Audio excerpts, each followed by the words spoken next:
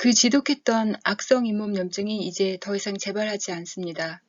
잇몸 위와 아래, 안쪽과 바깥쪽, 그리고 입천장과 볼까지 가득했던 염증균들을 모두 다 완전히 잡았죠.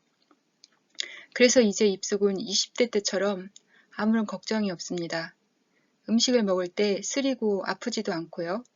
칫솔질도 두렵지 않습니다. 뜨거운 물, 찬물, 매운 거 아무런 걱정 없이 먹을 수 있어요. 매일매일이 평온해서 저도 모르게 누군가에게 감사한 마음이 저절로 우러나옵니다. 입속이 평온하니까 모든 것이 다 좋고 행복합니다. 안녕하셨어요? 이시스입니다. 잇몸 치료 세 번째, 나는 더 이상 치과에 가지 않는다. 완결편입니다. 가급적이면 이 편에서 모든 정보를 다 공유하려 합니다. 제 유튜브 채널이 구독자도 안 늘고 유튜브는 제 맘대로 광고를 달아서 저 혼자만 수익을 챙기고 저는 동영상을 만들 의욕을 완전히 잃었었어요. 오랜만에 제 채널에 들어오니까 두 분이 잇몸 치료에 대한 다음 동영상을 기다린다는 댓글을 남기셨더군요. 구독자 1000명이 될 때까진 아예 채널 쳐다보기도 싫었었는데 기다리는 분이 계셔서 마지막 동영상을 힘내서 만들었어요. 사실 이번 편이 중요합니다. 잇몸 치료에 대한 모든 치료법이 여기에 있습니다. 그리고 잇몸 치료에 대한 모든 방법을 잘 정리할 거고요. 자, 그러면 시작할게요. 그리고 구독자 1000명이 되면 손발톱 모종과 각질 모종 등 모종 완벽 해결법도 동영상으로 만들어 볼 예정이에요. 좋아요, 구독 많이 눌러주세요. 지금은 너무 동기도 없고 의욕도 없고 힘도 없고 에너지도 안 생겨서 만들지 못하고 있어요. 이번 동영상으로 구독자 1000명 되길 기대해 봅니다. 이 편에서 잇몸에 커다란 알사탕만한 염증 주머니를 치료한 이야기를 했었지요. 그리고 나서 한동안 좋았었습니다. 굉장한 자신감이 생겼었어요. 와, 나는 이제 잇몸 문제도 언제든지 해결할 수 있어. 그런데 그즈음 누군가 선물로 보내준 호두과자가 있었어요. 그게 맛있어서 좀 먹고는 피곤해서 그냥 바로 누웠죠. 그리고 한두 시간 후에 일어나서 양치질을 했어요. 그런데 그때 느낌이 안 좋더라고요. 저녁이 되니까 잇몸에서 피가 나고 잇몸이 헐기 시작하는 거예요. 앞에, 뒤에, 위에 잇몸 전체가 붉게 변하고 치아 뿌리 쪽마다 피가 다 철철 흐르고 있었어요. 오른쪽 치아 부위는 잇몸이 상하면서 잇몸이 아래로 내려가는 증상을 보이고 있었고요. 너무 무서웠어요. 치아 뿌리까지 금방 드러날 것 같았거든요. 이번 염증은 지난번하고는 비교할 수 없을 정도로 빠르고 강하게 위아래로 순식간에 퍼졌어요. 그래서 다시 턱이 아프도록 오일 필링을 하고 과산화수소 가글을 하고 또 알코올 가글을 했어요. 알코올은 화학주가 아닌 증류주이면서 도수도 60도가 넘고 가격도 저렴한 중국산 고량주를 사용했어요. 알코올 가글, 이때 잇몸 세척 이렇게 했어요. 만약에 저처럼 이렇게 지독하고 강한 염증으로 고통받는 분이 있다면 알코올 가글을 참조하셔야 할 겁니다. 밥을 먹고 나면 워터픽으로 1차 음식물 찌꺼기와 치간 사이를 깨끗하게 씻어주고요. 양치질을 하고 나서 워터픽을 하면 잇몸 사이에 낀 찌꺼기가 또 나와요. 그래서 워터픽을 꼭 해야 되는 거죠.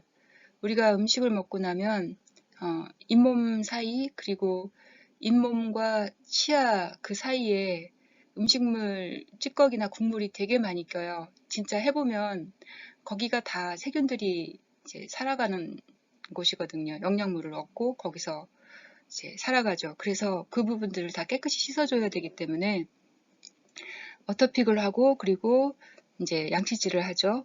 그리고 나서 과산화수소나 알코올로 이제 알코올 또는 오일로 가글을 해요. 처음엔 고량주를 물에 희석해서 했는데 별로 염증이 줄어드는 효과가 빠르거나 강하지 않았어요. 그래서 60도가 넘는 원액을 그대로 입에 물고 있었는데 그것도 오랫동안 물고 있지 않으니까 금방 각을 하고 뱉으니까 염증이 빨리 잡히지 않는 거예요. 그래서 생각하다가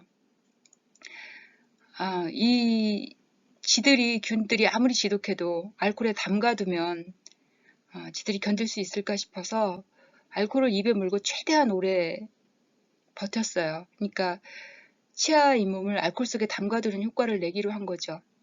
알코올을 입에 물고 있으면 굉장히 아파요. 균이 다 죽어야 그 통증이 사라지죠. 균이 있으면 통증이 굉장히 강합니다. 눈물이 쏙 빠지죠. 이거 참는 거 되게 고통스러워요.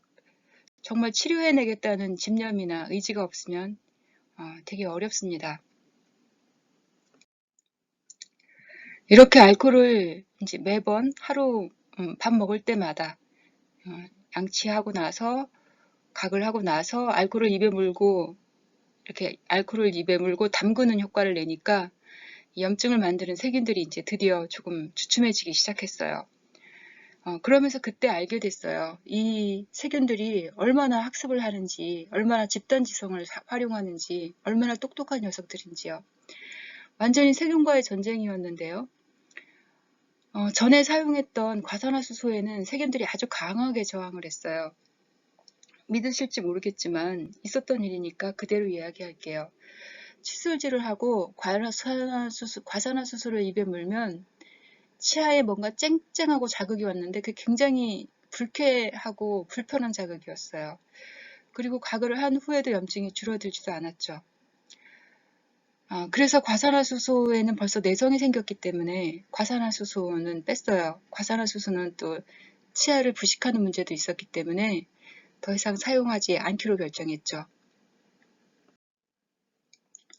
대신에 알코올을 더 독하게 오랫동안 입에 머물고 세균들을 아예 알코올 속에 담그고 있는 전략을 계속해서 하기로 했어요. 그런데 이 알코올의 세균들이 어떻게 저항하냐면요. 지들이 이제 알코올에는 견디기 힘드니까 이동을 하는 거예요. 처음에는 앞니 쪽에 염증이 심해서 거기 알코올을 물고 있었더니 하루나 이틀 후에는 왼쪽 윗니 쪽으로 이동을 하는 거죠. 그래서 알코올을 또 물고 고개를 숙이고 왼쪽 윗니 쪽이 알코올에 닿게 하면 하루나 이틀 있으면 그것들은 이번엔 오른쪽 윗니 쪽으로 이동을 해요. 또 오른쪽 윗니 쪽으로 알코올을 물고 있으면 그 다음엔 오른쪽 아래쪽으로 또 내려오죠. 그쪽으로 염증이 쫙 퍼져요. 다른 데는 괜찮지만. 그래서 또 그쪽으로 그 알코올을 물고 있으면 이젠 그 왼쪽 아래쪽으로 또 그 균들이 또 이동해서 그쪽으로 염증이 생기고 다른 쪽엔 좀 좋아지고 이러죠. 그러니까 이를 위, 아래, 왼쪽, 오른쪽 4등분해서 이 균들이 전략적으로 그렇게 돌아다니는 거예요. 그러니까 균은 아주 작지만 자기들끼리는 서로 소통을 해서 집단으로 이렇게 움직이죠. 대단한 녀석들이었어요. 정말 전략이라든지 대응력이라든지 작은 세균이라고 해서 절대로 이 녀석들을 무시할 수 있는 게 아니었죠. 저만 이런 경험을 한 건지 아니면 잇몸 치료 과정에서 저와 같은 경험을 하신 분이 있는지 정말 궁금해요. 그런 분이 있다면 댓글 좀 달아주셨으면 좋겠어요. 이제 저하고 세균하고 완전 전쟁하는 느낌인 거예요. 알코올보다 더 강한 뭔가가 필요했어요. 알코올로는 완전히 잡히지 않고 이들의 저항이 너무 길고 오래 가는 거죠. 확실하게 빨리 염증을 잡아야 하니까요. 그래서 항염 물질을 계속 검색하고 찾다 보니까 양파의 퀘르세틴이라는 물질하고 녹차에 있는 카테킨이라는 물질 역시 항염 작용을 한다고 되어 있더라고요. 요즘은 퀘르세틴이나 카테킨만 따로 추출해서 팔아요. 그래서 그 두 개를 다 구입했어요. 제가 여기 다 안 썼지만 이렇게 구입해서 실험해본 물질 가격을 따져보면 아마 치과 가서 이 빼고 임플란트 한 거가 훨씬 더 싸게 먹혔을 거예요. 저는 개인적으로 치료를 포기했을 때 이를 뽑는 것이지 이를 빼는 것은 치료가 아니라 치료의 포기라고 생각했기 때문에요. 스스로 치료를 위해 할 수 있는 한 모든 것을 다 해보려고 했어요. 카테킨과 퀘르세틴으로 양치질도 해보고 먹기도 하고 다 해봤는데 그 지독한 염증을 잡는 데는 역부족이었어요. 그래서 퀘르세틴이 많다는 생양파도 씹어 먹어봤죠. 양파를 15분 정도를 입에 물고 씹으면 세균이 웬만한 건 다 죽는다 이렇게 나와 있었어요. 정보 검색에요. 그런데 세균이 죽기 전에 유가 먼저 아파서 안 되겠더라고요. 그리고 한두 번이지 매번 생양파를 그렇게 1회 15분씩 씹어 먹는 것도 불가능한 일이에요. 한두 번에 입안에 모든 균이 다 죽는 거 절대 아니고요. 그래서 마늘을 갈아서 입에 넣어 머물고도 있어 봤어요. 그런데 이건 입안이 너무너무 아파서 견딜 수 없었어요. 입안이 다 헐어요. 헐거나 하는 증상도 다 균이 있을 때 일어나는 증상이고요. 마늘을 물고 있거나 알코올을 물고 있어도 균이 없으면 헐거나 하지 않아요. 그냥 피부가 멀쩡하거든요. 그렇지만 이제 균이 있기 때문에 막 헐고 껍질이 벗겨지고 하는데 그러면 너무 좀 두렵고 그런 강한 자극을 잇몸에 계속 줄 수는 없거든요. 그리고 또 해본 게요. 마늘, 생강, 양파, 고추 이거 전부 다 항염작용을 하는 것들이잖아요. 이걸 넣어서 김치 국물처럼 발효를 해서 물을 우려내서 그것도 입에 물고 있다가 또 마셔보고 했는데 그다지 효력을 못 봤어요. 그렇게 고통스럽게 지내던 어느 날 밤에 녹차에 카테킨을 절구에 부셔서 가루로 만들었어요. 그리고 그것을 동그랗게 물을 넣고 경단처럼 빚었죠. 그리고 잠을 자기 전에 그 카테킨으로 만든 경단을 잇몸 염증이 있는 잇몸 부위에 붙였어요. 위아래 뭐 바깥쪽으로 안쪽에는 침 때문에 금방 이제 허물어지니까 그 바깥쪽으로 해서 쫙 다 싸발랐어요. 성처럼. 그리고 이제 침을 조심스럽게 삼키면서 잠을 잤죠. 8시간, 9시간 후. 그러니까 아침에 일어나서 이제 카테킨을 씻어내고 보니까 빨갛게 염증이 있던 부위가 까맣게 딱지가 않거나 색이 검게 변해 있는 거예요. 그러니까 이게 카테킨을 오래 붙이고 있었던 게 효과가 있었던 거죠.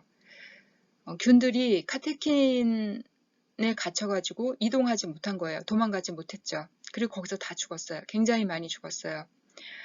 그때 알았던 게 잇몸도 까맣게 되거나 딱지가 앉으면서 우리 왜 상처가 아물 때 딱지가 앉잖아요. 그것처럼 잇몸에 빨갛게 염증이 있던 부위가 딱지가 앉았고 또 거기에 닿는 볼 부분, 바깥쪽으로 볼 부분도 헐어 있으면서 그 볼 쪽에도 굉장히 많은 균들이 이제 살고 있었던 거죠. 그 볼이 헐면서 균들이 되게 많이 죽었어요. 이거 헐은 거는 뭐 금방 또 나았죠. 이제 균들이 죽었기 때문에 균들이 죽으면 몸이 치료 작업을 하니까요.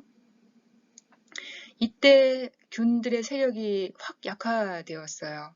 도망다니면서 계속 잇몸 위아래로 도망다니면서 염증을 만들던 그 세력이 엄청 약화되었어요.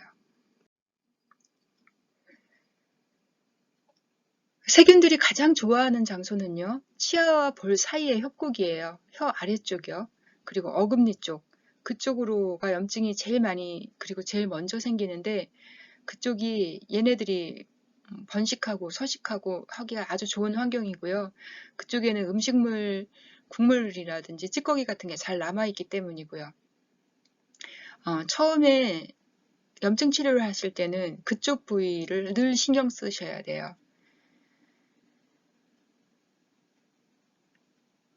만약 저처럼요, 증상이 좀 강해서 카테킨으로 경단을 만들어서 한번 써보실 생각이라 그러면 밤에 하시기보다는 낮에 하실 것을 권해드려요. 잠을 자는 동안에 침이 카테킨과 함께 목으로 넘어가는데 이 카테킨은 입에 물고 있으면 녹차의 그 텁텁함이 있잖아요. 그러니까 혓바늘이 돋게 하고 이렇게 껄끄럽게 만들어요. 혓바늘이 돋아서. 그래서 이 카테킨이 자면서 침과 함께 목으로 이렇게 조금씩 흘러 들어가는데 이게 목 부분을 굉장히 답답하고 따갑게 해서 굉장히 혼났거든요. 그러니까 가급적 안전하게 하시려면 낮에 가능한 오래 머물고 계시고요. 침 때문에 허물어지면 또 더 덧붙이고 이런 식으로 해서 처음에 할 때 아주 지독하게 뭐 6시간, 8시간 이런 식으로 처음에 할 때 그렇게 하셔서 균의 세력을 확 잡는 게 아주 중요할 것 같아요. 카테킨으로 균의 세력이 확실하게 죽으니까 이제는 알코올을 물고 있는 것으로 염증이 잡혀가기 시작했어요. 잇몸에 까맣게 딱지가 앉았던 부위가 떨어지면요. 잇몸 염증 크기가 훨씬 줄어들고 있었고 또 그 위에 카테킨을 또 바르면 또 딱지가 않고 이러면서 염증이 점점 줄어들었어요. 작아졌고 점점 없어졌어요. 그런데 이제 60도가 넘는 고량주 알코올이 너무 강하잖아요. 적들을 죽이기 이전에 그 터전이 되는데 이 몸이 먼저 건강해야, 계속 건강함을 유지해야 되기 때문에, 그래서 균들이 어느 정도 죽고 이제 염증이 잡혀가는 그런 즈음에는 리스테린을 썼어요. 리스테린은 외국산인데 판매하고 있는 가글액 중에서는 가장 100년이 넘게 쓰여진 것이고 안정성도 많이 이제 검증이 된 것이고요. 그리고 효과도 되게 좋아요. 시중에 나와 있는 가글액들은 한 번 하고 나서 그 다음에 뭐 한두 시간 후에 또 하면은 잇몸에 혓바늘이 돋고 그런 게 생기거든요. 근데 리스테린은 균이 있을 때는 하면 아파요. 균이 좀 어느 정도 죽고 나면 아프지 않죠. 그런데 뭐 2번, 3번 바로바로 가글을 해도 혓바늘이 돋거나 이런 증상 없어요. 리스테린이 가장 고급스럽고 보라색 리스테린이요. 저는 그게 제일 좋다고 느꼈어요. 리스테린은 사실은 평생 쓰기에는 가격이 조금 비싸다고 느껴질만 해요. 그리고 리스테린 안에는 알코올도 있어요. 그래서 알코올에 계속 잇몸이 자극받는 것도 염두에 두셔야 해요. 이렇게 해서 잇몸이 내려가는 것도 잡혔고요. 입안 전체에 광범위하게 퍼져 있던 악성 염증을 완전히 해결했는데요. 그러니까 잇몸 바깥쪽으로 위아래, 어금니 쪽, 그 다음에 잇몸 안쪽, 입천장, 볼 쪽, 이런 쪽에 균들이 광범위하게 퍼져서 있었어요. 그런 걸 다 이제 잡았어요. 근데 그리고 나서 이제 일상에서는 워터픽하고 양치하고 또 오일 풀링하고 그리고 리스테린하고 그 다음에 알코올하고 밥 먹고 나면 이걸 항상 했는데 이렇게 하면서 이제 계속 균을 억제하면서 이렇게 지내는데 이게 지금까지 몇 번이고 재발을 했었어요. 그거 너무 고통스러웠어요. 자꾸 재발을 해서. 어떨 때 재발하냐면요. 과자를 먹거나 차를 마시거나 견과류 같은 걸 먹어도 재발하죠. 외식을 하면 바로 양치를 못하니까 그때도 재발을 하고요. 과일을 먹어도 재발을 해요. 그러니까 일체에 설탕이 든 음료나 과자, 케이크 이런 거 먹으면 어김없이 재발해요. 그런 거 먹고 바로 양치해도 5분, 10분 후에 양치해도 재발해요. 이 설탕이 염증을 일으키는 물질로 알려져 있거든요. 제가 경험한 바로는 이 설탕은 균들의 먹이고요. 설탕이 들어오면 균들이 굉장히 빨리 힘을 얻어요. 그리고 굉장히 빨리 번식하고요. 설탕을 먹는 건 몸에 세균들을 키우는 거나 마찬가지죠. 그래서 일체 지금은 군것질을 하지 못해요. 아이스크림 같은 것도 마찬가지고요. 케이크나 이런 것도 마찬가지죠. 그런 거 일체 먹을 수 없어요. 그리고 제가 이제 주로 차를 많이 마셨죠. 녹차나 보이차를 많이 마셨는데 이것도 처음에는 제가 양치를 하지 않았어요. 그냥 차 마시면 그게 얼마나 된다고 양치를 꼭 해야 하나 이런 생각을 했었는데요.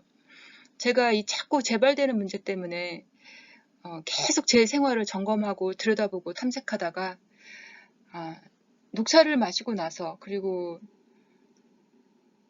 보이차를 마시고 나서 양치질을 해봤거든요. 그때 녹색물이나 갈색물이 엄청 나오는 거예요. 치아 사이사이에.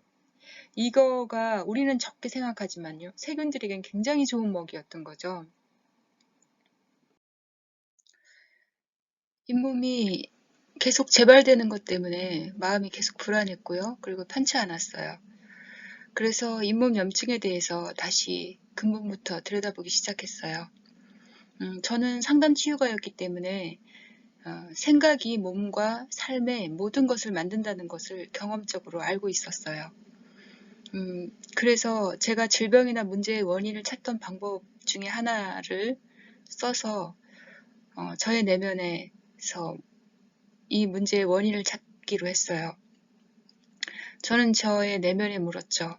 내 안에 무엇이 이것을 만들었지? 내 안에 무엇이 이 잇몸의 염증을 만들고 유지하고 있는지 저는 대답이 떠오를 때까지 거듭거듭해서 이것을 저의 내면에 물었어요. 그리고 어느 날 이에 대한 해답이 떠올랐어요. 그걸 여기서 간단하게 설명하기에는 좀 어려운데요. 나중에 영적 치유 부분에서 다룰 수 있다면 그때 자세하게 설명할게요. 그냥 핵심만 얘기하자면요. 원인은 결핍 때문이었어요. 실제로 살면서 가난했던 것은 그리 크게 문제가 안 돼요. 그런데 질병을 만드는 원인들은 마음속, 생각, 이런 것들 때문인데요. 마음속 깊은 곳에 나는 결핍돼 있어 라든지 결핍에 대한 두려움 같은 것, 이런 것들이 이런 문제를 만드는 거였어요. 이것은 전 생애를 통해서 무의식 속에서 지속되는 것들이기에 잇몸 염증 역시 계속해서 재발하면서 빠르게 완벽하게 끝내지 못했던 것이죠. 잇몸의 염증은 먹는 것에 고통을 줌으로써 몸이 영양 결핍을 겪게 되도록 하죠. 그런데 마음의 결핍이 그 원인이었던 거예요. 정말 악유가 맞지 않나요? 저는 제가 내면의 물음을 탐구하기 전까지 이런 연관성은 생각도 하지 못했었어요. 저는 심리적으로 이 마음속의 결핍을 공들여서 해소하고 되돌렸어요. 그리고 아주 굳게 결심했어요.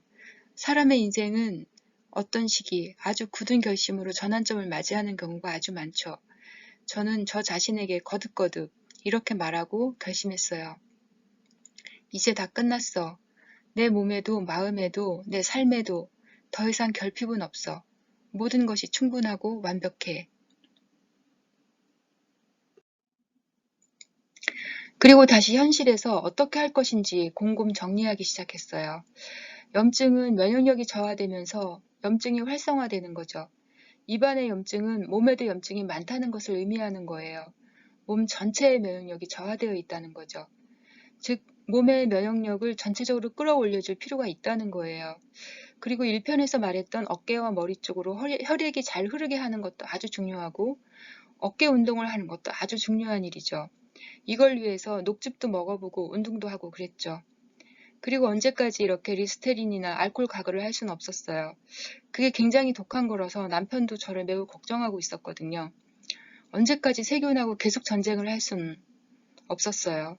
어떻게든 이젠 전쟁을 끝내고 다시 평화의 공존시대로 돌아가야 하는 게 과제였죠. 저는 치아를 깨끗하게 닦아야 한다고 알고 있었기 때문에 굉장히 비싼 칫솔들도 샀어요. 미세전류 칫솔, 이거 10만원대 칫솔이고요. 10만원대 전동 칫솔도 갖고 있고요. 또 모가 1만 개라고 하는 일반모 칫솔도 사서 써봤어요.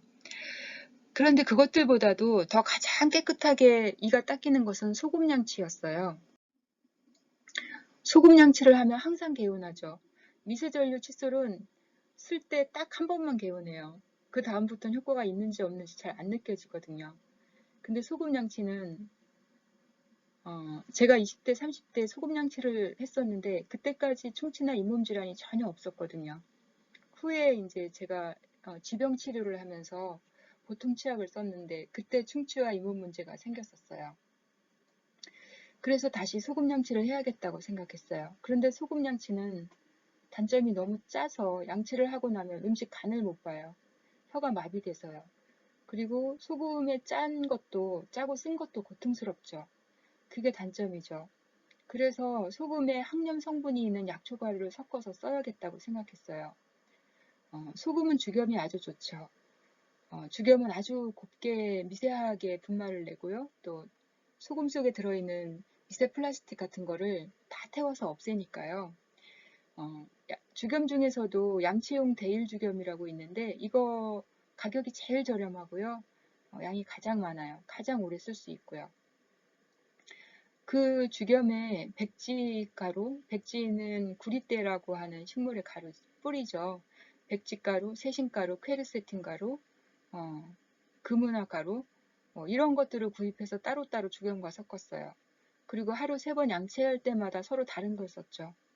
세균들이 집단지성을 사용하고 지난 경험을 활용하여서 대응력을 가지기 때문에 가급적 다른 여러 가지 내용을 돌려가면서 쓰는 거예요. 제가 세균보다는 조금 똑똑한가요? 칫솔은 다른 거 비싼 거 다 필요 없고요. 그냥 칫솔모가 가장 부드러운 걸 쓰는 게 좋더군요. 왜냐하면 그 잇몸이 패이는 거, 이제 나이가 들면 치아가 패이는 것도 조심해야 되고요. 그리고 부드러운 칫솔모로 이 약초가루가 섞인 소금을 처음에는 이제 치아와 잇몸 사이에 이렇게 발라준다는 느낌으로 발라주고 나서 할 수 있으면 시간이 되면 뭐 5분, 10분, 15분 정도 있다가 닦아내면 참 좋아요. 한 15분 정도는 있어야 이 약초가루들의 세균들이 좀 죽는다고 하더라고요. 그런데 그렇게 하지 않아도 바로 닦아내도 이제 되는데, 이게 무슨 효과냐면요. 세균들이 학습하는 효과가 있다 그랬잖아요. 그러니까 일단 그 약초가루들의 균이 죽을 시간이 충분하지는 않아도 소금과 약초 이런 것들은 일단 세균들이 지들이 싫어하는 것이기 때문에 반복해서 이걸 하면은 얘들이 이제 치아를 기피해요. 잇몸 쪽으로 오지 않아요. 걔들은 피해서 도망 다니니까. 그래서 효과가 있더라고요. 제가 써봤던 가루 중에서는 백지가루는 특히 입에도 잘 맞고요. 아주 좋아요. 그리고 금은화 가루는 싸게 많은 양을 구입할 수 있어요. 중국산이기 때문에. 그래서 한번 사서 소금하고 섞어두면은 한 1년, 2년치 그 걱정 없이 쓸 수 있기 때문에 이제 비용 문제도 부담이 전혀 되지 않아요. 그리고 나서 가장 중요한 구강유산균을 주문했죠. 프로바이오틱스요. 전에도 써봤었어요. 근데 그때는 균이 너무 강하니까 효과를 보지 못했던 거죠. 그래서 이번에는 조금 이름 있는 것을 주문했어요. 조금 비싸지만 바이오 가이아라는 제품. 우리나라 데노믹스라는 회사에서 팔더라고요. 해외에서 직구를 하면 더 싸게 살 수 있어요. 저는 이제 알코올과 리스테린 그리고 과산화수소 가글을 하지 않은 생각이었기 때문에요. 그것들은 이제 전쟁 무기니까, 전쟁은 적들만 죽이는 게 아니라 내 터전에도 상처를 주니까요. 이제 전쟁이 끝났고 대신 적들 안에 내 편이 되는 세력을 키우려는 게 이제 유산균을 몸에 심는 거죠. 그래서 먹는 유산균도 이제 주문했고, 그리고 이제 구강 유산균도 사용을 했어요. 이제 제가 어떻게 관리하고 있는지 최종적으로 다 정리를 해볼게요. 잇몸 염증 재발 방지 및 완전한 평온함으로 복귀를 위한 지침들. 첫 번째, 식사 후에는 즉각 워터픽과 양치질을 한다. 식사 중에도 세균이 불어납니다. 우리가 먹고 있는 탄수화물이나 또 영양소들, 그리고 과당, 단당 이런 것들은 세균들이 아주 즉각적으로 힘을 얻고 굉장히 좋아하는 먹이기 때문에요. 식사가 끝나면 바로 워터픽과 양치질을 하는 게 좋습니다. 차를 마신 후에도 양치질을 한다. 차에 미세하게 우러난 영양성분은 세균에게도 아주 좋은 먹이가 됩니다. 군것질 금지, 특히 단맛이 있는 과자, 케이크, 아이스크림, 음료, 과일 등 이런 걸 먹었을 경우는 즉각 양치질과 가글을 하고요. 가글은 오일 플링을 하면 좋아요.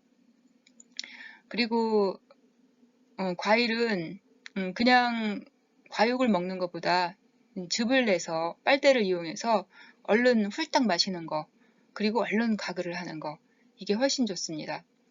그리고 어깨와 머리 쪽으로 혈액순환이 잘 되게 하는 거, 잠잘 때 베개를 뺄 것, 어깨 운동을 할 것, 뒷목을 풀어줄 것. 면역력과 체력을 길러주는 건강보조식품을 먹는다. 홍삼 같은 거요. 물론 이런 건 체질을 잘 알아보고 드셔야 돼요. 외식할 때는 꼭 소금 양치를 할 수 있도록 준비한다. 되게 이것도 중요한 일이고요. 그래서 이제 양치질 순서를 이렇게 하죠. 식사를 하고 나면 이제 워터픽을 하고요. 약초가루와 죽염을 섞은 소금으로 양치를 하고요. 그 다음에 오일 풀링을 하는데, 오일 풀링을 1편인가 2편에서는 이제 최소 20분 정도 해가지고 아침에 일어나거나 혹은 저녁에 자기 전에 하는 그런 개념이었다면요. 여기서 하는 오일 풀링은 그냥 워터픽으로 치아와 잇몸을 한번 씻어주고, 그 다음에 양치로 한번 씻어주고, 양치질로 한번 씻어주고, 그리고 오일로 한번 더 씻어주는 그냥 개념이에요. 그러니까 길게 하지는 않지만 이 오일로, 그러니까 그 오일에 녹는 독소나 이제 그 오일이 물보다 굉장히 비중이 높잖아요. 그러니까 무거워요. 그래서 오일 필링을 하면서 또 물로 씻지 못한 이런 부분들이 씻겨져 나오는 거 느낄 수 있어요. 그래서 오일로 한 번 더 씻어주는 개념. 그래서 저는 이제 제가 좋아하는 게 그 코코넛 오일이 있거든요. 그걸로 그냥 조금 이렇게 가글가글 하고 그냥 넘겨요. 이제 그렇게 균도 많지 않고 균이 있어도 위에서 다 죽으니까. 그리고 코코넛 오일 자체가 또 영양 성분이 있기 때문에요. 이걸 한번 씻어주고 나서 그 다음에 새신을 끓인 물을 마시는데, 이 새신은 제가 처음에 약초 가루로 주문했는데 요새는 이게 간에 독성이 있다 해서 가루를 팔지 않더라고요. 그래서 약초 자체를 주문해서 이거는 그냥 끓여서 마시기 시작했는데 이게 되게 잘 된 거예요. 왜냐하면 이제 아까 말씀드렸듯이 몸 전체에 그 균이 이제 많은 상황이라고 그랬잖아요. 입안에서 염증을 앓는 거는. 그래서 이 새신이 원래 옛날에도 그 염증을 다스리는 데 썼던 약초예요. 이걸 끓여서 마셨어요. 마시면서 이제 몸 전체에 있는 다른 균들을 좀 이렇게 낮추는 거죠. 작용하는 거죠. 잡는 거죠. 그리고 나서 이제 얘는 새신 끓인 물은 균을 죽이는 거니까 좀 조금 틈을 두고 있다가 이제 구강유산균을 섭취를 하는 거죠. 제가 이렇게 이 5가지 방식을 하고 나서 하루 이틀 지나면서 입속에 이제 미세하게 남아있던 염증이 있었고 그게 이렇게 발동하지 못하도록 이렇게 알코올 가글을 하면서 누르고 있었는데 이게 이제 완전히 정리됐어요. 2, 3일 만에요. 굉장히 빠른 상태죠. 지금 외식을 할 수도 있고요. 원래 이 구강유산균을 주문할 때 알아보면 이 프로바이오틱스 구강유산균은 하루에 2알씩 사용했을 때 28일 정도 지나면 이제 잇몸염증이 있는 분들이 좋아진다라고 되어 있어요. 그러니까 한 달이죠. 근데 한 달을 우리가 어떻게 견뎌요? 하루하루가 밥 먹고 이런 게 힘든데. 근데 제가 이렇게 5가지 방식으로 했을 때 2, 3일밖에 안 걸렸어요. 물론 이제 그 전에 강한 염증을 알코올로 이제 잡아냈죠. 그리고 이제 미세하게 남아있던 상황이었기 때문에 그럴 거예요. 이제 더 이상 잇몸 염증으로 인한 재발은 없습니다. 그리고 그 독한 알코올이나 리스테린 가글도 하지 않고요. 이제 완전히 끝났고 완전히 좋아졌습니다. 저는 느낄 수 있고 그리고 확신해요. 더 이상 잇몸에 문제는 없습니다. 조금 더 말씀드리자면 죽염과 약초가루 비율 같은 게 궁금하실 수 있는데 가급적 소금을 많이 하는 거예요. 효과는 소금이 내는 거고요. 소금은 그 삼투압 작용을 해서 균들이 터져서 죽게 만들어요. 그리고 약초는 세균이 치아 쪽으로 오는 걸 싫어하도록 해서 쫓아내는 역할을 하는 거죠. 그래서 짜서 고통스럽지 않도록 스스로 비율을 만들면 되는데요. 저 같은 경우는 죽염이 약 6이나 7 정도 돼요. 그리고 새신은 온몸의 염증을 잡기 위해서 한 100g 정도를 구입해서 50g씩 2번 끓여 마시는 것으로 충분했어요. 마시는 게 그렇게 맛이 있지는 않아서 더는 안 마셔요. 지금 이렇게 2번 마시고 나서 이제 잇몸이 너무 좋아졌고 더 이상 재발 우려가 없기 때문에 새신을 끓여 마시는 거는 제 처음에 잡을 때만 했어요. 가급적 이런 약초를 먹을 때는요, 간에 부담을 주지 않기 위해서 연하게 해서 많이 마시는 것이 좋다고 해요. 그리고 나서 만약에 새신을 끓여 먹으면 그리고 나서 조금 있다가 구강유산균을 드세요. 왜냐하면 새신은 이제 염증으로 균을 죽이는 거기 때문에 유산균도 죽일 수가 있거든요. 그리고 유산균은 이제 매뉴얼에 되어 있기를 만약에 잇몸 염증이 있는 사람은 하루에 2알, 없는 사람은 1알 정도를 섭취하라고 되어 있고요. 하루에 2알 정도를 섭취했을 때 28일 정도 지나서 잇몸염증이 완화되는 것이 있었다. 이제 이런 식으로 되어 있어요. 근데 우리는 28일 동안 이렇게 기다릴 수 없죠. 그래서 써보고요. 본인이 유산균의 어떤 거부 반응이나 이런 게 없으면 주의해서 잘 관찰하면서 조금 더 쓰셔도 될 것 같아요. 저 같은 경우는 초기에 이 알코올을 쓰지 않으려고요. 좀 두려워서 많이 썼어요. 네, 뭐 거부 반응이나 이런 알러지 반응 같은 게 없었기 때문에요. 밥 먹고 양치하고 나서 입속이 그냥 있을 때는 항상 유산균을 녹여서 그 입속에 유산균들이 증식하도록 했고요. 자기 전에 썼고, 그래서 어떤 날은 뭐 2개, 3개 이렇게 썼었고요. 이제 잇몸이 안정이 되면서 점점 이제 2개, 1개 이렇게 지금은 하고 있어요. 유산균은 이제 그 균을 그 입속에서 이렇게 살도록 증식하는 거기 때문에 가급적 그 알약 형태로 되어 있는데요. 잇몸 위, 아래, 바깥쪽, 안쪽, 혀 밑에, 뭐 이제 어금니 쪽 이런 식으로 이렇게 돌려가면서 여러 군데 균들이 제대로 이렇게 녹여서 나올 수 있도록 그렇게 이제 신경 쓰시면 될 것 같고, 1개 가지고 부족할 때는 한 2개 정도까지 이렇게 연달아서 써보셔도 되고요. 근데 그런 건 항상 어떤 사람들은 또 어떤 물질에 거부감이나 알레르기 반응을 보이는 분들이 있기 때문에 본인이 그걸 잘 보시면서 하시면 돼요. 이렇게 함으로써 이제 잇몸 염증은 완전히 끝났고 더 이상 재발도 없고요. 충치, 입냄새 이런 거는 뭐 더불어 같이 해결되는 거고요. 충치나 입냄새는 가글만 해도 이제 그냥 자동으로 잡혀요. 이거는 처음에 말씀드렸던 1번 처음에서 이거는 해결이 됐었던 거예요. 이상 이제 제 잇몸 치료의 모든 경험과 정보를 다 전해드렸고요. 모두들 건강하시고 행복하시길 빌게요. 안녕.